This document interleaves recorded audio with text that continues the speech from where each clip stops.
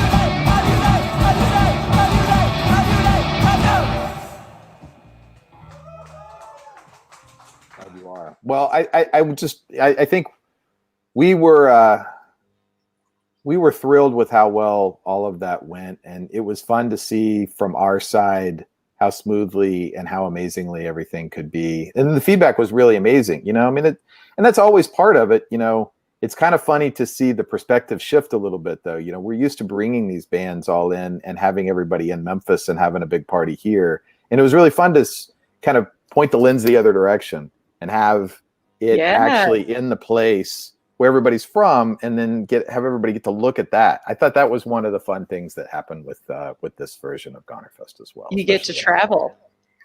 Yeah.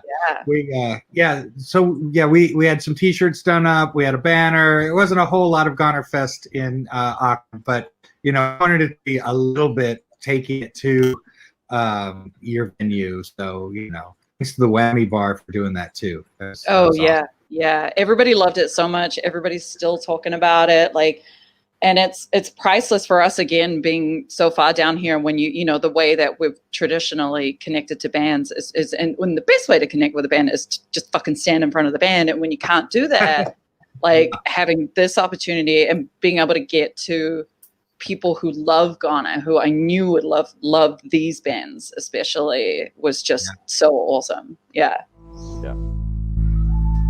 Good evening, Memphis. Good afternoon.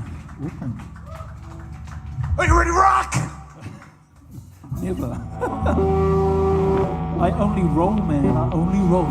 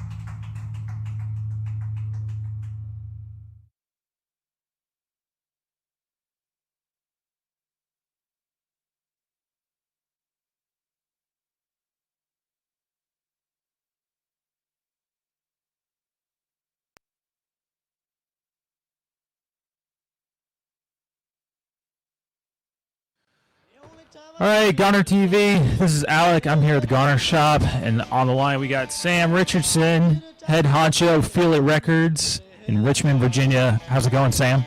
Yeah, there. Doing all right, Alec. Yeah, thanks for having me on the show. Hell yeah, glad you can make it. 2020 has been a super busy year for you. How many records did you put out? I got a count of 13 records in less than 12 months. Yeah, it's probably going to wind up being 15 releases throughout the year. Pretty crazy schedule that I didn't really intend, but you know, I'm basically going full time at the label as of this month. So on a good track, you know. Yeah, man, that's a big jump. But I mean, you've been doing this for 10 years now, right? Yeah. I started it in 2010 when I was in my dorm room at VCU, and had like a cool reissue project of sorts that I had come into like some unreleased early 80s like hardcore punk stuff from the town I grew up in, Charlottesville, VA, and decided to turn that into a 7-inch. And then I kind of wound up doing a lot of stuff for like bands that I was in, but over the years, you know, just through I guess like touring and just running a label, I've stumbled in or have found some cool projects, and it's just kind of taken off a little bit more the past few years. But let's talk about some of the new bands that you've been putting out. Sure. The 2 releases that you got coming up, Morwan and Sweeping Promises, which you could call both of those bands post-punk, but they could not be farther from each other. Very true. I guess Sweeping Promises probably has more of that like early rough trade sound, but yeah, like Morwan it's definitely got this kind of Eastern influence creeping into the post-punk. He's Ukrainian, but there's that whole like Russian, Belarusian scene. A lot of these bands just do digital releases, or like put them up on YouTube. Yeah, super interesting. You've seen Eastern European cold wave post-punk stuff. I misspoke. Sweeping Promises is already out. Correct. Oh, I think you might have meant Smarts is out today. Yeah, Smarts is out today. Yeah, new Australian band. I'm doing the U.S. press, and Billy at Anti-Fade is, of course, doing the Australian press, and he's in the band too. We love a good Anti-Fade connect over here. Absolutely, yeah. I first heard it. I was just at his house, and he's like, "Hey, I got this new band, Smarts. Me and Jake are doing with some friends." And he played me a track, and I was like, "Man, this is a really crazy like speed punk. It's kind of got like a Giza X, Suburban Lawns, like weirdo LA vibe to it, but it's it's very contemporary. Good use of the saxophone and the xylophone." Curious about the Sweeping Promises band though. Kind of came out of nowhere, and it's definitely like its own sound. What's the deal with that band? Yeah, I've been getting asked like, where did you find this band? Like, what's the deal with them? To be honest, I didn't know Lyra or Caulfield before they submitted the record to me. They just mentioned that they were fans of a few bands on the label, like the Cowboys, and it came in my inbox one day. They sent me the A side of the record, which they did it all pretty quickly. Like single mic technique that they patented, I guess. They did. It sounds really good, like for a single mic in a room. Yeah, I was pretty taken with it. Like it's got that post-punk thing down, but it's also kind of got a lot of like pop elements to it. Like I've heard people compare it to like Blondie or B-52s, and yeah, I don't disagree with that. It's got like a strange charm to it that I think everybody can kind of relate to, this year.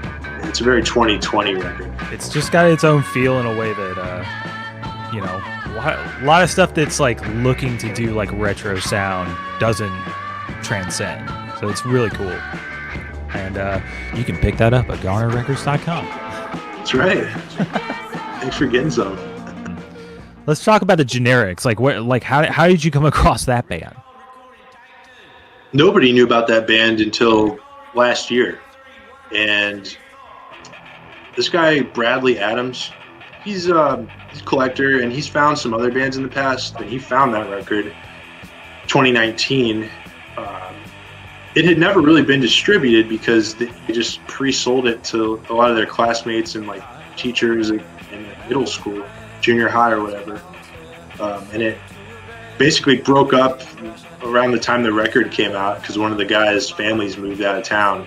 So they left behind this 2-song single that was very interesting when it popped up because it was found, like they found the band through copyright. They like found the guy through his work email and he had copies of it. So it came onto the market, it gets released, and I wouldn't say it set off like a huge frenzy or anything, but people were definitely talking about it. Like, oh, this is like, could have been on Killed by Death if the record had been known back when that kind of thing was being compiled. It's very like DIY punk sounding and has like all the, you know, subject matter you'd want in a dumb, obnoxious teen punk song. Ryan Richardson, who does like Rye Bread Rodeo, was the one who circulated a lot of the copies, and he was able to put me in touch with the band where they had some extra tunes from the session. So once we were able to transfer some old tapes, I just did basically a expanded EP reissue of the single with a bonus track on each side. And speaking of like stuff that would totally fit on a Kill by Death comp, you got the Zitz LP that just came out recently. I think that they were sitting on a lot of really good unreleased material, enough to make me want to do an LP. And it's like the 7-inch has the keyboard and like it's a little like nerdier, but I feel like the some of the unreleased stuff is just like really dumb, like basement punk. It kind of sounds like, reminds me of The Trend, like that song Band-Aid. Yes. But like they had saved a lot of really cool graphics, and like they saved a postcard where they sent their 45 to the Cars, and Greg Hawkes, the keyboardist, wrote back and he's like, I thought your record was pretty ridiculous, like keep doing it. You know. And the mockumentary as well. Yeah, Nick Beery, the singer, owns a production media company just called Beery Media, and he surprised me with a very cool mockumentary that not only captures their 4 months as a band, but kind of expands upon it. I'll leave it there. You're in for a treat. On the subject of unknown Virginia shit, like Days of a Quiet Sun is a super cool comp. That's all 60s bands, right? Almost entirely. There's one cut from '72 that like sneaks in there, but the majority of it, yeah, it's like late '60s garage, psych, a couple soulfully inclined tunes on there. But yeah, it's all produced by Martin Gary, who's born and raised in Richmond. Really cool story. I was basically just trying to get in touch with him because I wanted to reissue the Hazard's Hey Joe on 45. I was lucky in first try, I landed on a phone number for him that worked, and he called me back and he was like, you know, actually I produced like all these records, and I was the guy behind all the labels that did the 45s. He did the Groove label, which did like Hazards and Bernard Smith and Joker's Wild, but he also had like a lot of cool like one-off little labels that did just one-off like local 45s basically. I get to talking with him and he's like, well, I mean, I come from a pretty musical family. Like his dad opened the first, I think it was the first record store in Richmond. Post-war, like late 30s, I think. It was just called Gary's. And you'll see, if you dig for records around here, you'll see old Gary's price tags on stuff. They had 5 or 6 shops in Richmond and Petersburg, actually. He grew up in the business, I guess, and just, you know, took an interest in recording, but was able to also like use the family record shop to distribute the 45s. I mean, the thing is, like, none of it really got that far outside of Virginia at the time. Over the years, there's been interest in a lot of the 45s, and it's kind of all over the spectrum. Barracuda, like, did like a British Invasion style garage single, and then like a few years later they came back with Days of a Quiet Sun, which is like a huge psych track with the Moog organ on it and everything. Bernard Smith and Joker's Wild is a big, like, I guess some people would call it a northern soul. And yeah, he was just kind of working with, you know, his buddies at the time. They were all coming out of high school and managed to get into some really cool studios, Edgewood up in DC, and then I think it was Recordings Inc. It's outside of Baltimore, because Richmond didn't really have any, you know, music studios. So he kind of took the bands under his wing and, you know, took them outside of town to make these records and then put them out, which to me, that sparked the idea. Like, I think there's enough of like a cool story here to do a compilation. You feel like talking about anything you got in the pipeline for 2020 or for the rest of 2020? Still a few cool things to come. I guess since we're on the subject of reissues, and archival stuff, I have just approved the test presses for the 1979 sessions by the Toms. Power pop fans are going to know that name. The story of the Toms is really cool. Tommy Meralda, the namesake of the band, he wrote, played all the instruments, produced the sessions all by himself. It's really grade A songwriting. You could say it's like in the same school as stuff like or like Dwight Twilley Band. Like it's really quality stuff. But he left behind entire extra LP's worth of songs. We have 14 tracks on this LP. It's all really catchy stuff that I'm really excited to be putting on vinyl for the first time. And then a couple cassettes that are going to also be out in November, but we're going to have a digital up later this month. The Cowboys are back with a new 5-track EP. It's called Lovers in Marble. Very piano-driven, kind of like bubblegum, sunshine pop. I think it's some of their catchiest and like best songwriting. It does still have some cool, like weirder production flourishes. Other cassette is a new band called Star Party, Pacific Northwest group with some people from Gen Pop. Star Party is more of like a fuzzed out, really creation record style, like pop, fuzz pop sound. It's some cool stuff and exciting to be there. And I think that's going to do it for 2020. A pretty busy year for me. No, I think I'm going to take December off. Start the year off fresh. But with I have a good like 4 or 5 LPs that are in production. So it's going to be a busy year, I think. Cool. Sam, thanks so much for talking with me today. This has been awesome, and I'm really super excited for all the stuff that you got coming down the pipeline.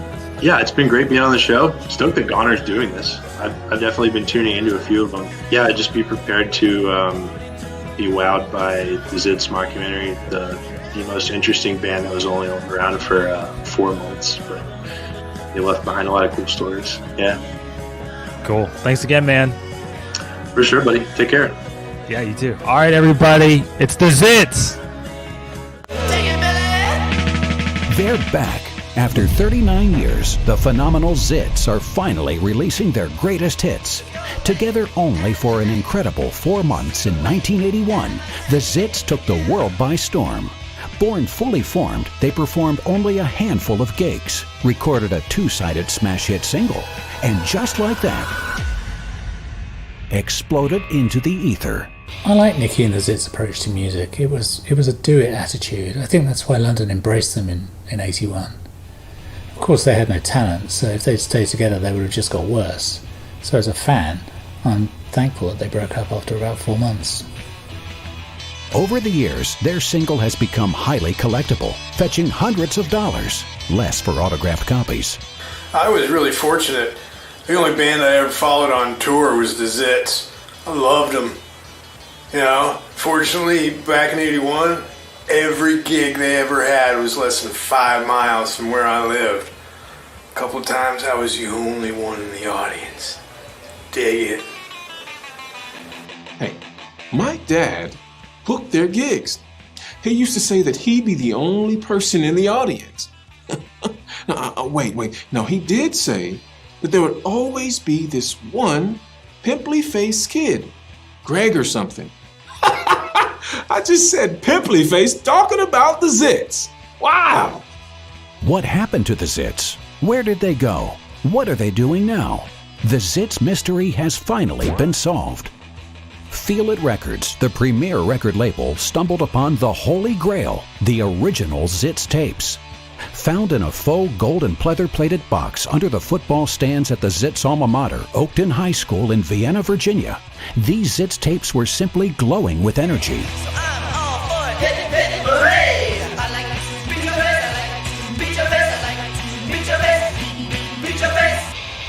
So my dad gave me a cassette of the Zits live when I was a kid, and it was great. In fact, we drove across the country and it got stuck in the tape deck, and we listened to it the entire trip. So we listened to the same 13 songs a million times. Yeah, and it was great. Over and over and over. All right, Maya, they get it. Anyway, Maya's in a rock band now, and the Zits were a big influence. No, they weren't. Not at all. After extensive remastering and total cooperation of the Zitz estate, Feel It is proud to announce the Zitz first LP, Back in Blackhead. Not only does the album feature the hits Sick on You and Beat Your Face, it features for the first time ever, Bertha Was a Slut. Bertha was a slut. Bertha was a slut. Bertha was a slut. Bertha is considered by some to be the greatest rock song never released. The Zitz. My girlfriends all love the bass player Joey. He was known as the cute Zit. Also featured in this exciting collection are the classic Zitz tunes, Incredible Simulation, No Do Blues, Opera Show, Ooh Baby Ooh, and Can't Get Over You. I'm a magician because of the Zitz. I saw them with a buddy back in '81. We were 16 and I looked at my buddy and I said, they're getting gigs? Man, if they can get gigs, then we can get gigs. I owe a lot to those guys who didn't know what they were doing back then up on stage. And for over 40 years, I haven't known what I've been doing on stage either. And my buddy who was with me that fateful night, well, he's a dentist now. And I'm pretty sure he don't know what he's doing either. The Zitz Story. It's the story of 1981. It's the story of high school. Frankly, it's the story of pop music, period. Get it? Pop music? The Zitz? You know that's a good one. The Zitz were poets. I mean, take a look at Beat Your Face, the song. That one line slayed me. The one near the end sums it all up. Baby, baby, baby, baby, baby, baby, baby, baby, baby. Genius. Back in Blackhead. Available on vinyl in 2 incredible versions. Sexy Blackhead vinyl, which looks just like regular vinyl. And the deluxe Clearasil vinyl edition. Bonus items with the deluxe edition include an original reproduction Zitz business card and flyer, plus a 1981 World Tour poster. All in all, a pretty snazzy package you won't want to miss. I remember the summer of '81. I grew up in Cuba. My brother would get records imported from the States, and one day he brought home the Zitz single Sick on You. We listened to it, and our dad hated it, which of course made us love it even more. I see your face. I wanna vomit all over the place. Dad owned a bar, and towards the end of the night, he would have trouble getting people to leave, so he put Sick on You in the jukebox. He'd play it at closing time. Cleared the place out in 2 minutes. But don't click buy just yet. Also available is a one-of-a-kind Zitz Tour t-shirt. Throw a few of those in your cart right now, by golly. Did I mention that you also get a Zitz sticker? Well, both editions of the LP come with one, so your biker car will be a hit around town. But wait, there's more. Both LP editions give you access to download all the great Zitz tunes, plus exclusive bonus tracks. Order yours today. Supplies are limited, and just like the original single released in 1981, when the Zitz Back in Blackhead is sold out, that will be it for another 39 years. Why wait that long? I have no idea. When I was a kid, I would go next door and play with this girl who was about 10 years older than me. Man, she was great. We played make-believe and listened to her mom's old records. You know, the little plastic things you have to put in the platter and you needed the needle to play the music. Record player, that's what it's called. Oh man, wow. One little record was called Zitz. Oh, I could never forget that. We played it at the slow speed, 33, not 45. We called it our cool down music. When we move real slow, as if the music was playing at half the time. Slow speed. That's the way I like my Zitz.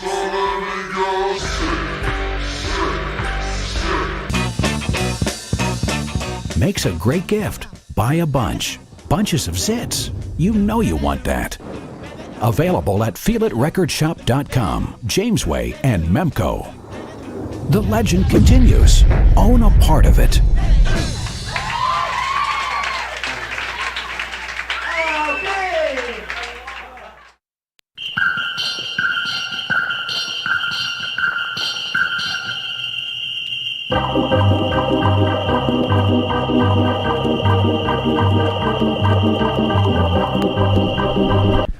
Amazing.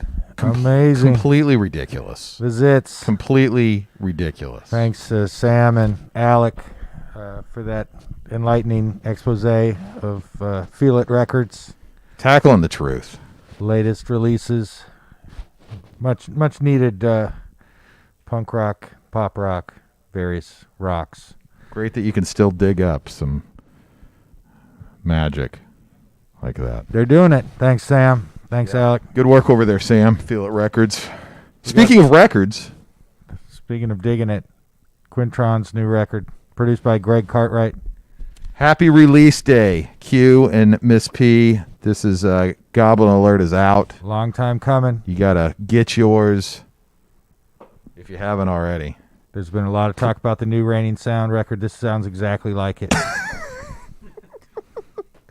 Jeremy, you can't jangle like Quintron with his damn drumstick hitting their guitar. But seriously, this has nothing to do with that. I'm just joking. Looking forward to the Raining Sound record, by the way. Totally amazing. Goblin Alert. Get it and grip it. That's, I guess, about it for that. And, yeah, we wanted to take a second to talk about the Reverend Wilkins. Yeah, we lost a true legend, and I think definitely feel really lucky that we got to spend some time with him, have him play a couple Goner Fests, some other shows in town, and got to do this really amazing record with him, and sorry that he has passed, and but he really touched a lot of people through both his church and his music and his life. He really was an amazing. Thanks to Amos and his family for letting us be a part of all that and help put out the record. It is an amazing record, and everyone, it's just such a strong record. Amos was booking shows for him, for the next few months. This was a total shock. So we're just so sad, and sad for all his friends and family and congregation. Thoughts are with you, and we're glad that a lot of you guys actually got to experience it and got to see him play, and there were some pretty special experiences. A couple of my favorite moments of all time happened at Goner Fest happened with the Reverend on stage. I'll always remember those. That's it.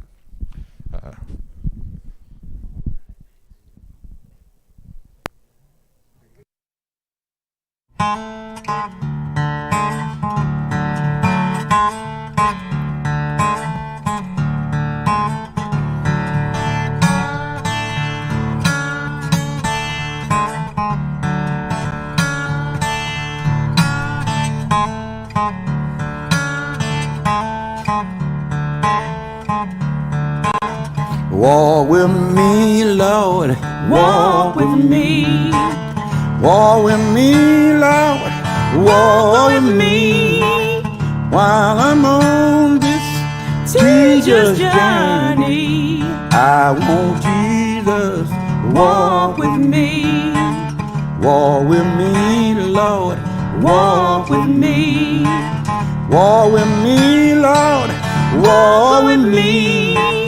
While I'm on this teacher's journey, I want Jesus. Walk with me. Walk with my mother. Walk with me. Walk with my mother. Walk with me. While I'm on this teacher's journey, I want Jesus. Walk with me. Walk with my father. Walk with me. Walk with my father. Walk with me. While I'm on this teacher's journey, I want Jesus. Walk with me. Walk with my brother. Walk with me. Walk with my brother. Walk with me.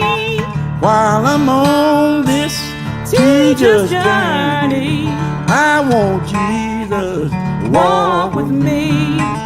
Walk with my sister, walk with me. Walk with my sister, walk with me. While I'm on this teacher's journey, I want Jesus walk with me.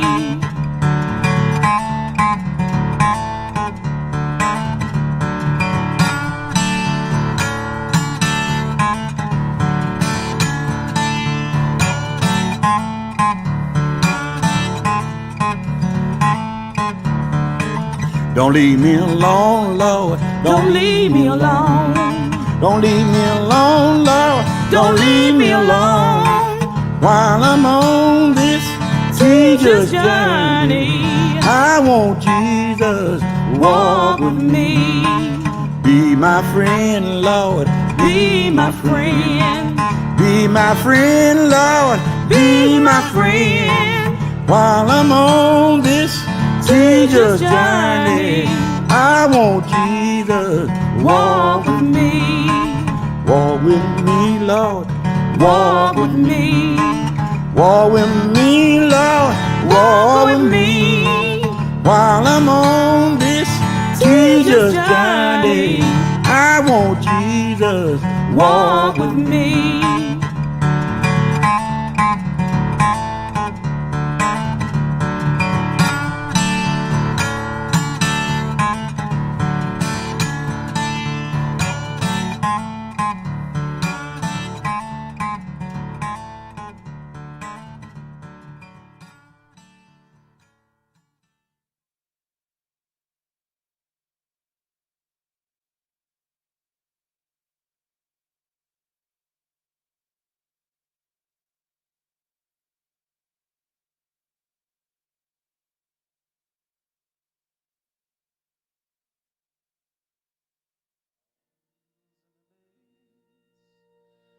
Downtown we had Karen, nobody's seen her for a while. She wore stretched denim skirts, Adderall in her purse, drove all the girls and boys wild. Where's Karen?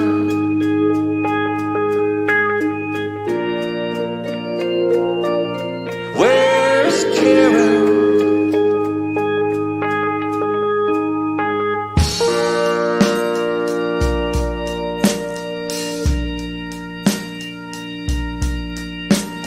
First day of March in 1919, 6 a.m. on a Tuesday. Karen was gone, but we chased her on. In the rain it was frozen, but the devil was rolling, beating his wife with a smile. Our mystic was sleeping, but he could still speak. Where's Karen?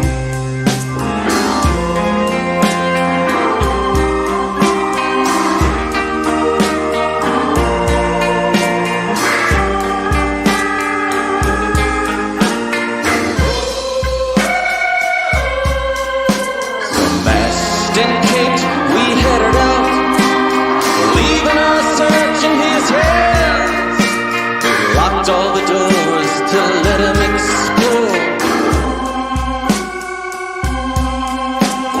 Uptown's got the debutantes, the princesses and the cake, and Jefferson's got those Palermo foxes, all the moms and the maids.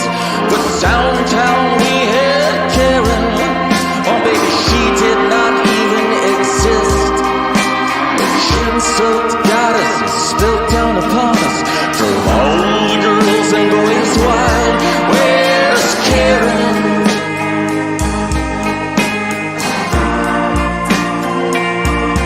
Where is Karen?